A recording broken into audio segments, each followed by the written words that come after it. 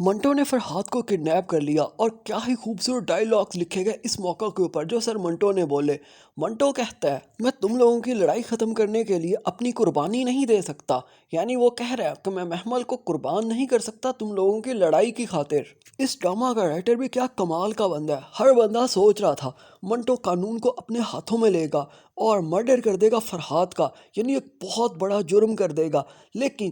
اگر وہ اس طرح کا کچھ کرتا تو پھر قانون کے خود شکنجے میں آ جاتا اور کیسے قانون کے شکنجے سے بچتا، یہ سمجھ سے اوپر کی بات تھی۔ لیکن منٹو فرحاد کو کڈنیپ کرے گا یہ کسی نے بھی نہیں سوچا تھا۔ نیکسٹ ویک اس ڈرامہ کی سیکنڈ لاسٹ اور لاسٹ ایپیسوڈ آئے گی، ہم اپنی اسی ویڈیو کے اندر اس ڈرامہ کی لاسٹ ایپیسوڈ کو بھی پریڈکٹ کریں گے، لیکن اس سے پہلے آپ لوگوں سے ریکویسٹ ہے ہمارے اس چینل کو ضرور سبسکرائب کر دیں اور ہمارے چینل کے ساتھ جڑے رہے۔ منٹو کہتا ہے تم لوگوں نے محمل کو حاصل کرنے کے لیے ایک گھٹیا حرکت کی اور شمریز کو کڈنیپ کیا اور پھر اسے یوز کیا تاکہ محمل تم لوگوں کو مل سکے، اور اب میں نے فرحاد کو کڈنیپ کر لیا اور اب میں محمل واپس لوں گا تم لوگوں سے، یعنی فرحاد کو چھوڑنے کی صرف ایک ہی شرط ہوگی، محمل کو صلح نامے سے نکال دو، اگر صلح کرنی ہے کرو لیکن محمل بیچ میں نہیں آئے گی۔ اب اس ڈرامہ کی سٹوری کچھ اس طرح سے آگے بڑھے گی۔ پہلے آپ لوگوں نے ایک ایگریمنٹ دیکھا جو سراج امرتسری اور بنیامین کے بیچ میں ہوا، لیکن اب ایک نیا ایگریمنٹ ہوگا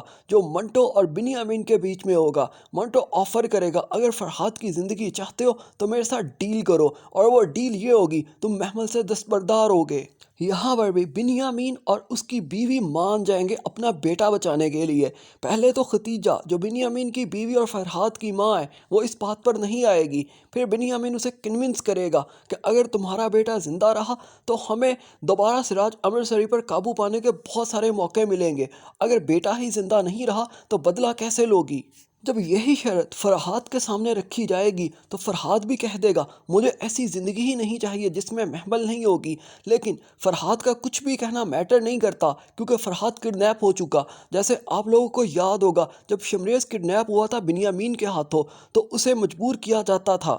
وہ اپنی بہن فرحاد کو دینے کے لیے اپنے باپ کو کنونس کرے، لیکن شمریز سٹرونگ رہا، اس نے اپنی بہن کا سودا نہیں کیا اپنی زندگی کی خاطر۔ یہاں پر بھی فرحاد جتنا مرضی ڈٹ جائے، جیسے شمریز کا ڈٹ جانا کوئی میٹر نہیں کرتا تھا، آخرکار ڈیل ہو ہی گئی تھی، ایگریمنٹ ہو ہی گیا تھا۔ یہاں پر فرحاد چاہے کہتا رہے گا کہ مجھے وہ زندگی نہیں چاہیے جس میں محمل نہیں، لیکن اس کا یہ کہنا، اس کا یہ چاہنا میٹر نہیں کرے گا اور ڈیل ہو جائے گی۔